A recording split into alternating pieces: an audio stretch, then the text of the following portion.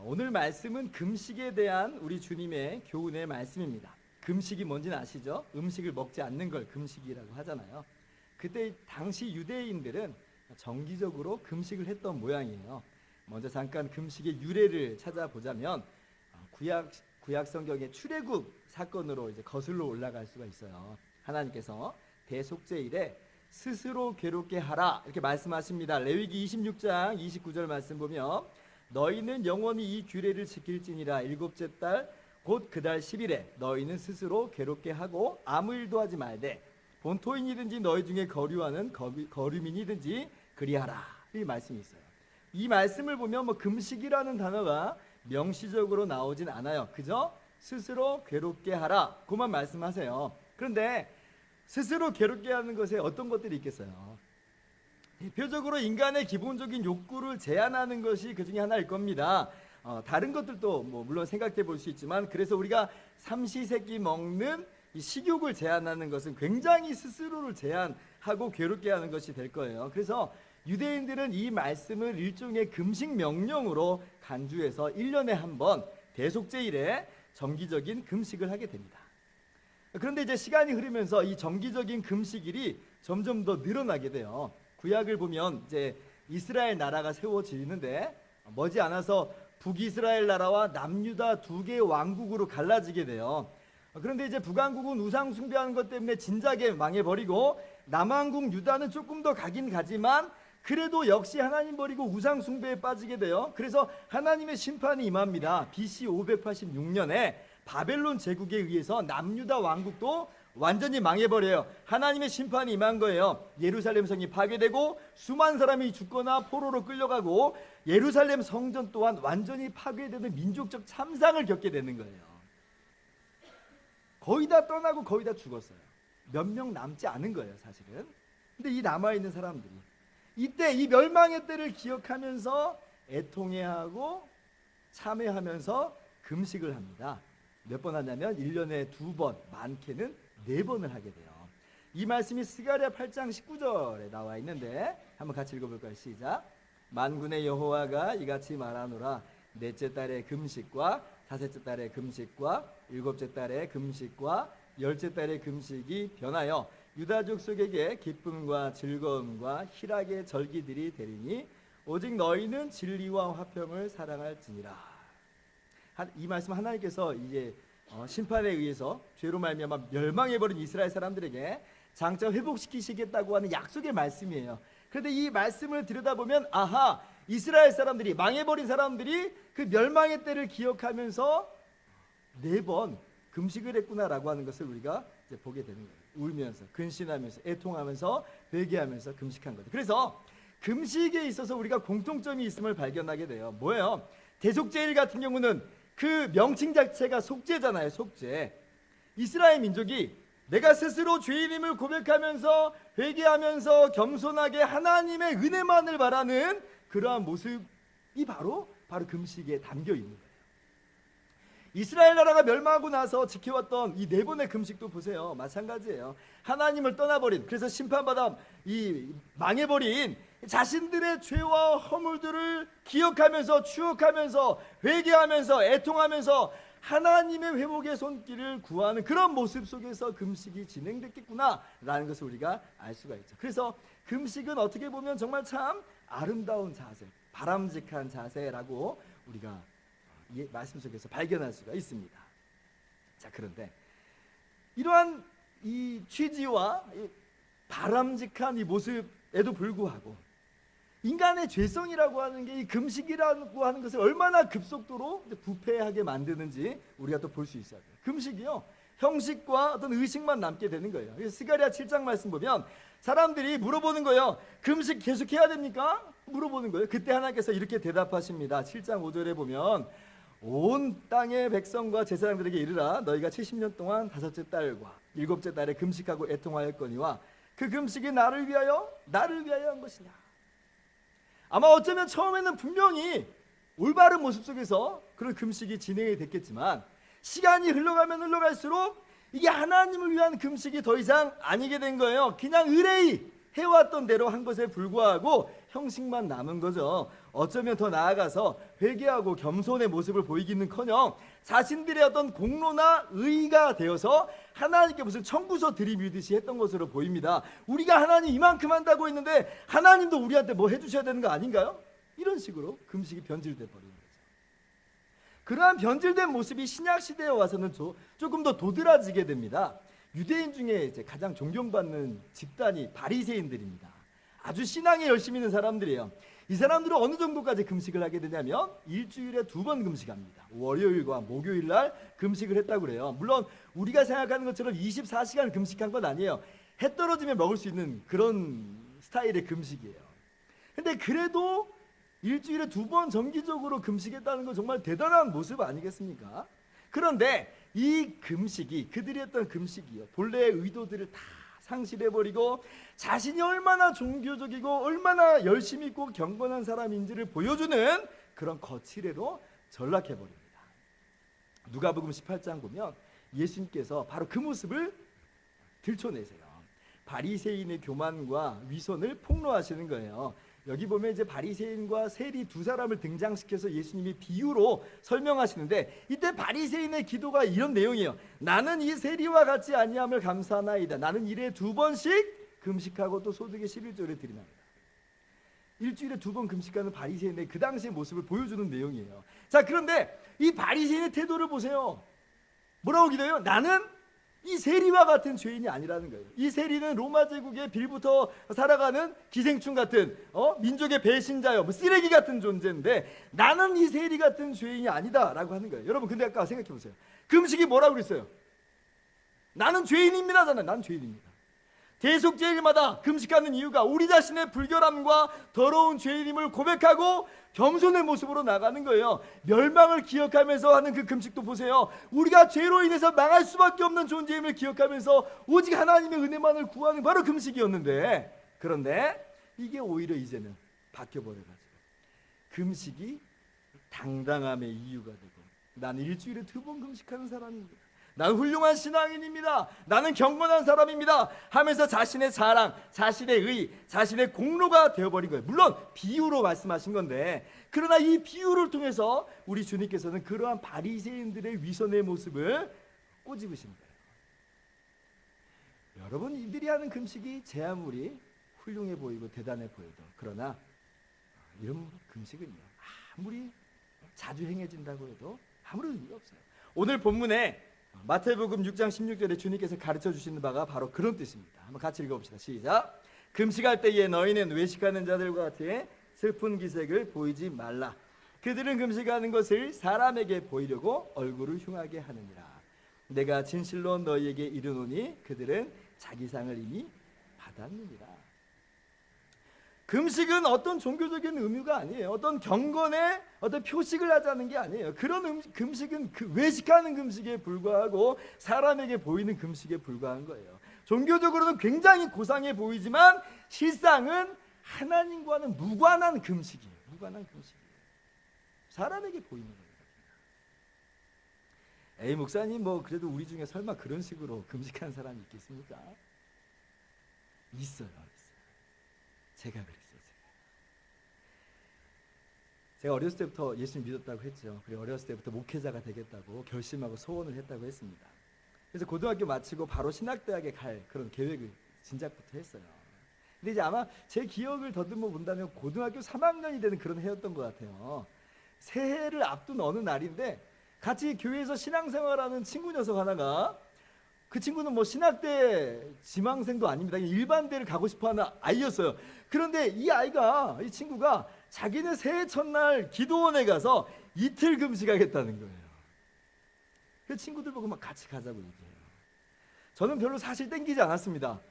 왜 뭐 밥을 굶어야 돼? 힘들잖아 하면서 금식하고 싶은 마음이 없었어요. 뭐 가고 싶은 마음도 별로 없는데, 근데 몇몇 친구들이 같이 간다는 거예요. 그래서 뭐 제가 뭐 할 일도 딱히 없고, 그래서 그래 나도 가자 해서 같이 갔어요. 여러분, 제가 금식을 했을까요, 안 했을까요? 했죠. 했어요. 다 하니까 저도 금식을 뭐 해야 되겠잖아요. 했어요. 게다가 그 내면을 조금 더 들여다보면 어떤 마음이 있었냐면, 야, 얘네들은 일반대 가는 친구들인데 근데 금식하는데, 나는 명색이 신학대 지망생이고 나는 목회자가 될 사람인데 이 친구들보다 못하면 안 되지 하면서, 그래서 금식을 했습니다. 세상에 금식을 하는데도 어떤 경쟁의식, 비교의식이 미묘하게 작동을 하더라는 거예요. 우리도 한번 생각해 보세요. 누가 금식 기도했는데 그 기도 중에 하나님의 은혜를 체험했다고 생각해 보세요. 갑자기 사업이 술술 잘 풀렸다든지, 아니면 말썽 부리던 자녀가 시험을 잘 봐가지고 명문대에 들어갔다고 하든지, 아마 보고를 들었다고 생각해 보세요. 그럼 여러분 어떻게 할 것 같아요? 나도 하나님 하면서 그리고 금식 하려들지 않겠어요? 이게 사람의 모습이라는 거예요. 하나님을 향한 마음, 정말 겸손하게 오직 은혜만을 구하는 마음이 아니라 다른 사람과의 관계 속에서, 비교 속에서 무슨 청구서 들이밀듯이 어떤 금식 기도로 변질시켜버리는 게 사람의 모습이다. 제가 금식 기도, 이 외식하는 금식 기도의 3단 콤보까지 갔습니다. 그 다음에를 앞두고는 제가 이번에 먼저 금식 기도 간다고 했어요. 이번에 3일 금식한다고. 근데 이제 그때는 아이들이 많이는 안 갔던 것 같아요. 아마 그때는 시험을 봤던 해니까 많이는 안 갔는데, 근데 이제 끝까지 남아있는 사람은 누구냐면 3일 동안 금식하는 사람도 역시 그때 이제 제가 이런 생각을 하고 있는 거예요. 겁 봐라, 나는 너희들보다 조금 나은 것 같지? 이런 생각을 이제 하고 있는 거예요. 신학생, 지망생으로서의 어떤 우월감, 어떤 교만이 이 안에서 작동을 하더라는 거죠. 그 다음에 또 기도가 내갔습니다. 이번은 5일 금식을 했어요. 와 소리 안 나오네요. 저는 여기 좀 와 그러실 줄 알았는데 왜 했는가? 작년에 하니까 했어요. 작년에 하니까. 이게 지금 어떻게 진행되고 있어요? 처음에는 어떤 이 경쟁으로 시작했다가, 그 다음 우월감으로 진행했다가, 마침내는 형식만 남은 그런 금식의 모습을, 나중에 제가 일주일 금식까지도 갔어요. 근데 이제 그때는 진이 다 빠져가지고 기도 자체가 안 나와요. 그냥 배만 고파요. 힘이 없어요. 그래서 이제 그때부터 나 이제 금식 안 한다. 왜요? 금식이 변질돼 버리고, 제 안에서 이미 다 변질돼 버렸어요. 와 대단해라고 하는 그런 소리는 들었는데 이거는 더 이상 금식이 아니에요. 여러분의 금식은 어떤 모습입니까? 금식은 정말 좋은 경건의 도구지만 외식하는 금식은 아무런 의미가 없어요. 바라기는 정말 바른 모습으로 금식하실 수 있는 저와 여러분이 되기를 바랍니다. 목사님 걱정 마세요. 저는 외식하는 금식 안 해요. 왜? 저는 금식 아예 안 할 거거든요. 저는 배고프면 못 견디는 사람이에요. 목사님 걱정도 팔자셔. 네, 금식 굳이 할 필요를 못 느끼면 안 하셔도 무방해요. 구약에서 스스로 괴롭게 하라는 그 구절이 사실 반드시 외적인 금식을 의미하는 것은 아니에요. 민수기 29장 7절에 똑같은 내용이 나와 있는데 거기에는 너희의 심령을 괴롭게 하며 이렇게 기록되어 있어요. 중요한 건 뭐냐면 외적으로 음식을 먹느냐 안 먹느냐가 아니라 실제로는 마음의 문제라는 거예요. 비슷한 예로 이스라엘 사람들이 극한 슬픔이나 어떤 비탄에 빠지면 옷을 찢습니다. 표시하는 거예요. 회개의 표시요, 슬픔에 대한 외적인 표시예요. 그런데 요엘서 2장 13절을 보면 너희는 옷을 찢지 말고 마음을 찢고 너희 하나님 여호와께로 돌아올지어다 이렇게 말씀하세요. 백날 옷을 찢어본들 마음을 찢지 않으면 이건 의미가 없다는 거예요. 핵심은 뭐냐면 마음을 찢는 거예요. 정말 애통해하고 슬퍼하고 가슴 아파하는 거죠. 이게 이 금식도 마찬가지예요. 그리고 이제 복음서를 보면 공간복음서에 마태, 마가, 누가복음은 공간복음서라고 하는데 복음서를 보면 빠짐없이 나오는 내용 중에 하나가 뭐냐면 금식 논쟁이 나옵니다. 바리새인들이 일주일에 2번 금식한다고 그랬죠. 세례 요한의 제자들도 열심히 금식하는 사람들이 있어요. 그런데 누구는 금식 안 하냐면 예수님의 제자들은 금식을 안 하는 거예요. 그래서 사람들이 물어봅니다. 왜 당신의 제자들은 금식하지 않습니까? 이게 무슨 말이에요? 예수님 너네 금식해야 돼 라고 강제로 금식시키지 않으셨다는 거예요. 그때 주님께서 그들에게 이렇게 대답하세요. 예수께서 그들에게 이르시되 같이요. 혼인집 손님들이 신랑과 함께 있을 동안에 슬퍼할 수 있느냐. 그러나 신랑을 빼앗길 날이 이르리니 그때에 금식할 것이니라. 예수님이 우리의 구원자가 되시고 우리의 생명이 되시고 우리의 기쁨이 되시는데 어떻게 슬퍼할 수가 있어요? 그런데 금식할 이유가 없는 거예요. 금식할 이유가 없는 거예요. 그래서 당시에 예수님의 제자들은 금식하지 않는 거예요. 그래서 반드시 금식해야 돼. 마치 금식 안 하면 신앙생활 제대로 안 하는 것처럼 여기는 것, 그런 건 아닙니다. 금식하면 받을 수 있는데 금식 안 해가지고 못 받아버렸어, 그런 것도 아니에요. 그거는 전혀 성경적이지 않아요. 그러나 성경은 동시에 뭘 말하냐면 금식을 통해서 주시는 하나님의 유익이 있더라, 이것도 말씀하세요. 이게 뭐 강제도 아니고 무슨 필수 코스도 아닌데, 그러나 금식 가운데 주시는 하나님의 은혜가 있다는 것도 분명한 사실이에요. 오늘 한번 생각해 보세요. 만약 금식이 전혀 필요 없는 것이 되어버렸다면 오늘 본문에 주님께서 야, 이제는 금식할 필요가 없다 라고 하셨겠지만 그렇게 말씀하시진 않아요. 너는 금식할 때에 머리에 기름을 바르고 얼굴을 씻으라. 그러니까 금식에 대해서 인정하는 것을 주님께서도 말씀하고 계시는 거예요. 금식에 유익이 있다는 거예요. 자, 그러면 금식에 어떤 유익이 있을까요? 첫째로, 금식할 때에 회복시키시는 하나님의 주권적 은혜가 있어요. 회복시키세요. 금식은 뭐라고 그랬어요? 죄를 인정하고 자복하는 회개의 의미가 있다고 했어요. 이스라엘 백성들이 여호수아의 지도를 받고 가나안 땅을 정복하고 정착합니다. 그런데 시간이 흘러가면서 신앙이 점점 허물어지고 급기야는 우상 숭배까지 빠져버리게 돼요. 그래서 하나님께서 그때 이스라엘을 징계하시는데 그 징계 중에 하나가 뭐냐면 블레셋 민족의 지배를 받도록 하는 거예요. 근데 그래도 깨닫지를 못해요. 그때 그래서 하나님께서 누구를 세우시냐면 사무엘을 선지자로, 사사로 세우세요. 그래서 사무엘을 통해서 하나님 말씀을 증거하시는데 이 사무엘을 통해서 이스라엘 백성이 이 죄를 깨달아요. 그래서 미스바에 모여서 뭘 하냐면 금식합니다. 금식하면서 회개하고 우상을 버려요. 이 금식 가운데 신앙이 회복되는 역사가 있게 된 거예요. 근데 그때 이제 공교롭게 어떤 일이 있게 되냐면 사람들이 많이 모이니까 블레셋 군대가 이놈들 지금 뭐 하는 짓이지? 하고 군대를 모아 쳐들어와요. 아니, 지금 전쟁 준비하는 거 아니고 그냥 회개하면서 자복하면서 금식하고자 모인 건데, 근데 지금 블레셋 눈에는 그렇게 안 보인 거예요. 그래서 이스라엘을 쳐들어옵니다. 정말 난리가 났어요. 이스라엘 사람들 전쟁 준비하러 모인 게 아니라고 그랬잖아요. 그리고 무기도 없어요. 사실 블레셋 사람들의 지배를 받은 지가 너무 오래돼가지고 무기조차 없어요. 정말 하나님의 도우심이 아니면 이거는 정말 끝장나는 그런 상황 가운데 가는 거예요. 어쩔 수 없이 이스라엘 사람들이 마주 나가서 싸워야 되는 상황입니다. 그런데 회복시키시는 하나님의 은혜가 임하니까 이 블레셋과의 싸움에서 하나님이 이스라엘을 이기게 하세요. 하나님이 큰 우레를, 천둥과 번개를 보내서 블레셋 군대를 혼란에 빠뜨리시고, 그리고 이스라엘로 하여금 승리하게 하세요. 그래서 그때 사람들이 기념하면서 세운 돌이 뭐냐면 에베네셀이에요. 여호와께서 여기까지 우리를 도우셨다. 영적인 회복이 일어나고 민족적인 또 회복의 역사가 이 금식 가운데 일어나는 것을 우리는 성경에서 보는 거죠. 여러분, 이스라엘이 뭐 잘한 것 아무것도 없습니다. 그냥 회개하고 엎드린 것뿐이에요. 금식한 것뿐이에요. 그러나 그렇게 금식하면서 회개하면서 하나님만 의지하면서 나갔을 때 하나님이 주권적으로 은혜를 베풀어 주세요. 금식하는 자에게 이런 회복의 역사가 있음을 여러분 믿으시기 바랍니다. 둘째로, 금식할 때에 도우시는 하나님의 은혜가 있어요. 도우시는 하나님의 은혜, 지키시고 보호하시는 하나님의 은혜가 있어요. 금식은 음식을 먹지 않는 겁니다. 이 말은 사실은 뭐 죽는다는 말하고 다름이 없어요. 어르신들 곡기를 끊으면 그냥 돌아가셔요. 그죠? 음식을 안 먹는다는 거는 죽는다는 거예요.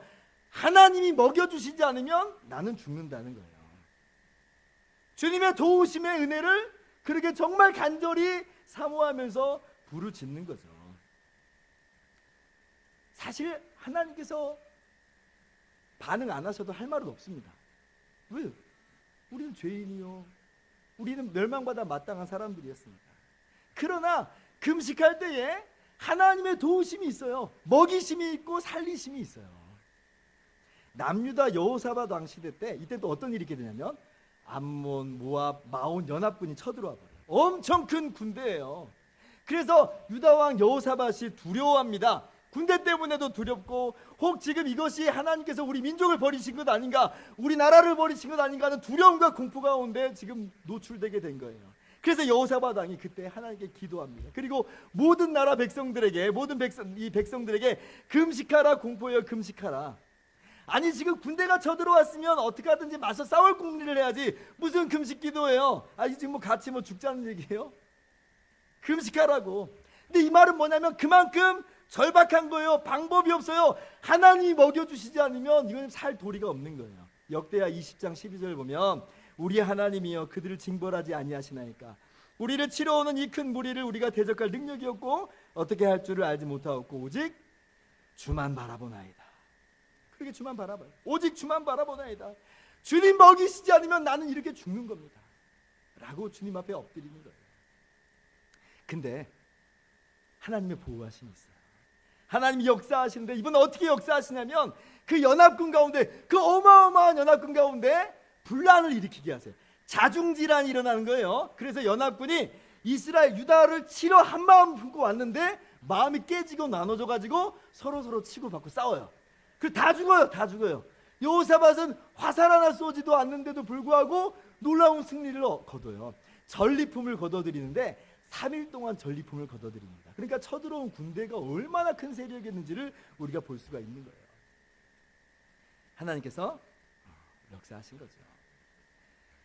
여러분, 제가 몇 번 간증을 했는데 제가 그랬다고 그랬죠. 어렸을 때 5년 동안 눈이 아팠다고 그러잖아요. 초등학교 3학년 때 일이에요. 그때도 이제 어머니의 손에 이제 이끌려서 기도원에 금식하러 간 겁니다. 3일 금식하자. 그래서 저보고 금식하라는 거예요. 초등학교 3학년 학생인데. 근데 뭐 저도 이제 엄마 뭐 말이니까 당연히 뭐 그래야 되나 보다 하고 금식한다고 하고 갔어요. 그런데 이게 여러분, 우와 꼬맹이가 금식하러 가네, 야 그 집안 대단하네, 이게 아니에요. 왜 금식하는 거냐면 다른 이유가 아니에요. 눈이 아팠잖아요. 서울에서 병원에 갔는데도 병명을 몰라. 전주에 갔는데도 차도가 없어. 광주에 있는 병원에 갔는데도 방법이 없어. 지금 서울, 전주, 광주 가는 곳 정말 용하다는 병원 다 찾아다녔는데 방법이 없는 거예요. 방법이 없어요. 그래서 간 거예요. 대단해서 간 게 아니라. 주님이 먹여주시지 않으면 나는 죽는 겁니다 라는 그런 게 금식. 그러나 하나님께서 우리를 먹이세요. 우리 입히시고 우리를 채워주세요. 여러분, 이 금식을 흥정으로 여기지 마세요. 하나님이 그렇게 안 하시면 안 하는 거예요. 그 위대한 성군인 다윗 왕도 금식 기도하는데, 물론 죄 때문에 징계를 받는 거지만 자녀가 아파요. 어린아이가 아파서 금식 기도까지 하는 게 있어요. 그러나 그때 하나님께서 그 기도 들으시지 않으세요. 그 아이는 그냥 그렇게 해서 죽습니다. 하나님의 주권이에요. 그러나 분명한 것은 금식할 때에 오직 하나님의 도우심만 바랄 때에 하나님은 우리의 기도를 들으시고 응답하신다는 거예요. 여러분, 믿으시기 바랍니다. 우리를 먹이시는 하나님, 우리를 도우시는 하나님, 지키시고 보호하시는 하나님의 은혜를 힘입으면서 여러분의 그 절망의 순간에 하나님의 도우심만을 바라보면서 나가시는 저와 여러분 모두 되기를 주님의 이름으로 축원합니다. 셋째로, 금식할 때에 우리는 하나님의 인도하심을 경험합니다. 뭘 경험한다고요? 인도하심을 경험해요. 인도하심. 신약 성경에 예수님의 40일 금식 기도를 제외하고는 금식에 대해서 기록이 없습니다. 기록이 없어요. 유일하게 기록된 것이 어디냐면 사도행전 13장 14장이에요. 여기에만 금식이 기록되어 있어요. 근데 이제 어떤 의미에서 지금 이제 금식이 진행되고 있느냐면 사도행전 13장 보면요, 1차 전도 여행을 위해서 성령께서 바울과 바나바를 구별하는 그런 대목이에요. 그때 이제 안디옥 교회가 금식하고 그리고 이 두 사람을, 바울과 바나바를 파송하는 거예요. 이에 금식하며 기도하고 두 사람에게 안수하여 보내니라. 이 말은 뭐예요? 오직 주님의 인도하심만 의지한다는 거예요. 주님께 맡긴다는 거예요. 지금 여기에서 사실 안디옥 교회가 할 수 있는 게 뭐가 있어요? 바울과 바나바를 보냈는데 뭐 어떻게 해요? 주님의 인도하심에만 맡기는 거예요. 주님의 손길에만 맡기는 거예요. 그리고 사도행전 14장 23절도 보세요. 1차 전도여행을 마치고 각 교회가 세워집니다. 그리고 이제 장로들을 세우는 장면이 나와요. 23절 같이 읽어볼까요? 시작. 각 교회에서 장로들을 택하여 금식 기도하며 그들이 믿는 주께 그들을 위탁하고. 교회가 세워진 건 너무 감격스러운 일이에요. 그러나 바울과 바나바는 돌아가야 돼요. 지금 세워진 지 얼마 되지 않는 교회예요. 아니, 지금 세워진 이 장로들이 뭘 제대로 알겠어요, 그죠? 장로들로 하여금 교회를 감독하게 하고 지도하게 하는데 여기서 바울이 또 할 수 있는 게 뭐가 있어요? 없어요. 오직 하나님의 인도하심에 맡기는 거예요. 금식은 바로 그거예요. 전적으로 하나님의 인도하심에 내 자신을 맡깁니다. 주님 인도하시고 주님 홀로 영광 받으소서 고백하는 거예요. 내 자아를 내려놓는 거예요. 나는 오직 하나님의 주권하에 있습니다라고 고백하는 거죠. 우리의 인생 내가 주관하는 거 아니고 이거 하나님 거고 하나님 주관하시는 겁니다. 그래서 이렇게 금식 기도하는데 하나님이 역사하시잖아요. 바울과 바나바를 통해서 그 1차 전도 여행이 정말 은혜 가운데 물론 어려움도 있고 환난도 있고 핍박도 있었지만 죽을 뻔한 위기도 있지만 그래도 교회들이 세워지고 하나님 백성들이 자녀들이 일어나요.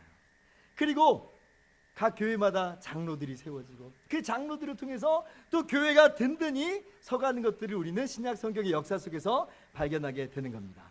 여러분 금식 기도하면서 여러분의 인생을 하나님께 맡기시기 바랍니다. 인생의 키를 이 항해의 키를 자꾸 우리가 움켜쥐려고 하니까 우리 마음이 더 분주하고 번민에 빠지고 힘들고 고단하고 온갖 문제에 꼬이고 그래요. 맡기세요. 일용할 양식을 먹이시는 하나님, 우리가 지난주에 말씀을 통해서 배웠던 것처럼 우리 아버지가 되시는 하나님께 맡기는 거예요. 내 자아를 내려놓고. 그게 금식입니다. 금식이에요. 구약에 보면 유명한 인물 중에 엘리야라고 하는 선지자가 있어요. 다 우상 숭배에 빠지게 됐는데, 근데 이스라엘 백성들 앞에서 혜성처럼 나타나서 하나님 말씀을 증거하는 정말 위대한 하나님의 선지자, 하나님의 일꾼이에요. 하나님께 돌아오라 백성들에게 이야기해요. 여러분 잘 알다시피 이 엘리야 선지자와 그 거짓 선지자들의 대결을 잘 알고 있잖아요.